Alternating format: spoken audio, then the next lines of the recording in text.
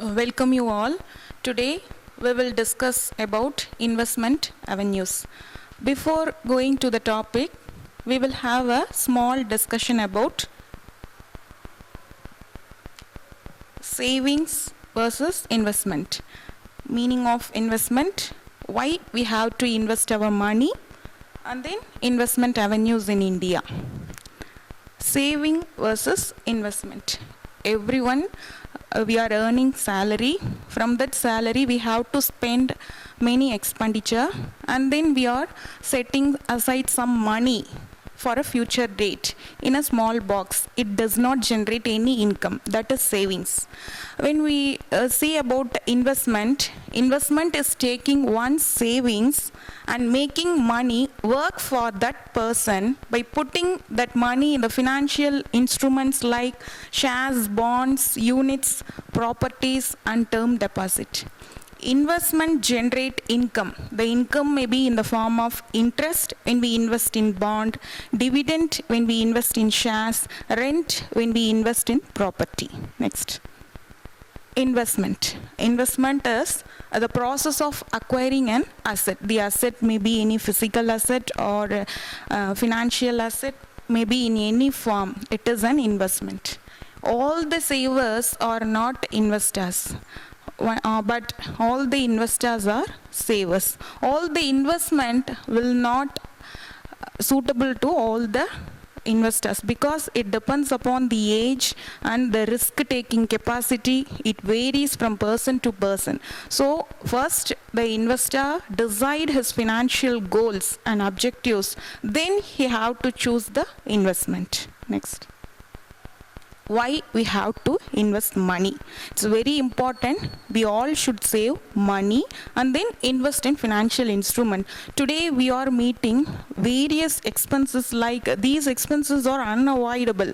Food, accommodation, bill, fees, entertainment, transport, emergency and miscellaneous expenses we are meeting day by day. In future these expenses will increase due to inflation. So we have to invest money in order to beat inflation. Next reason is financial security. Each and every person should feel secured on his health, and then in case any emergency arises for home or any unfortunate events will happen, so what is the security a man feel is only when he is financially secured he will be happy. Next one is, in order to get a financial independence, a man should invest. At the time of retirement age, he need money to spend expenses, so he have to save from now onwards to meet the retirement expenses. Next reason is, in order to meet the child's education and child's marriage, a person should invest. Next reason is he have to build wealth. Then next factor is every person will have a dream to buy a home or a car. So for that we need money. So we have to invest from now onwards. Next, another reason a person will invest is in order to get a tax deduction, a person invest. These are all the factors which motivate us to invest. Next. These are all the investment avenues I have classified under major 5 heads. First one is real estate investment, second one is commodity investment, third one is miscellaneous, fourth one is debt, fifth one is equity. So under real estate investment we can buy real property, physical property, tangible property in the form of residential or commercial, or we can invest through real estate investment trust fund.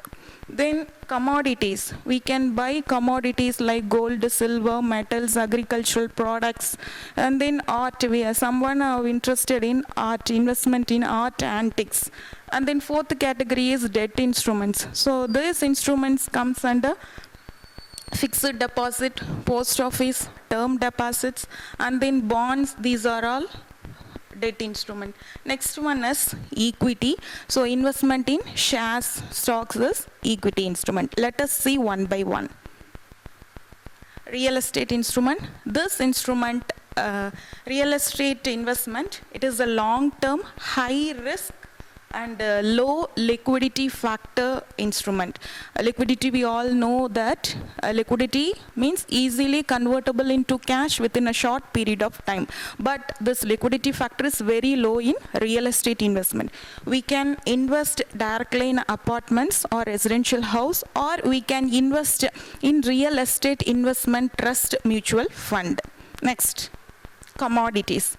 Commodities investment here, this is the risk is sometimes moderate and high, but volatility is very high.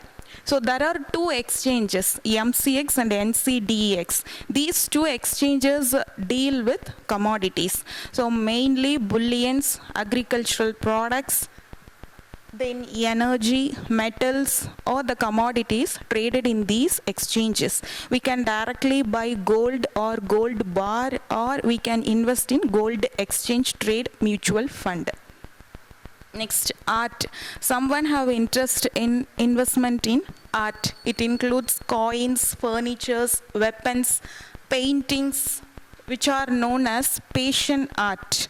These investments have a low correlation with the market, low volatility and steady appreciation. These are all some upsides related to commodities.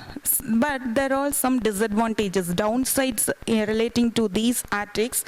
We don't know the right price, whether we are paying for that art whether there is a good price or right price, we don't know. Next one is low volatility, and there is a great potential for counterfeit asset. These are all some drawbacks in investing art. Next, debt. So debt instruments, this is a low risk, low return investment, debt instruments. So we are investing in a fixed deposit, post office monthly income scheme, and then national savings certificate, public provident fund, national pension scheme, bond, Kisan Vikas Patra, senior citizen savings scheme. These are all some debt funds. So here we get interest is the income for the debt investment. We can also invest in debt mutual fund. So in debt mutual fund, so many schemes are there: balanced fund, then floating rate, liquid fund. These are all some schemes dealt with debt investment. And then some insurance policies, we all know that, which have a whole life, and then money back, endowment, unit linked insurance plan. These are all some debt investments. Next. A last investment avenue is equity. Equity here, buying and selling of shares in the BSE and NSE stock exchange. And we can buy equity through mutual fund by investing equity diversified schemes like ELSs, thematic, exchange trader, or index fund. We can also invest in unit linked insurance plan, equity fund. That's all. Thank you.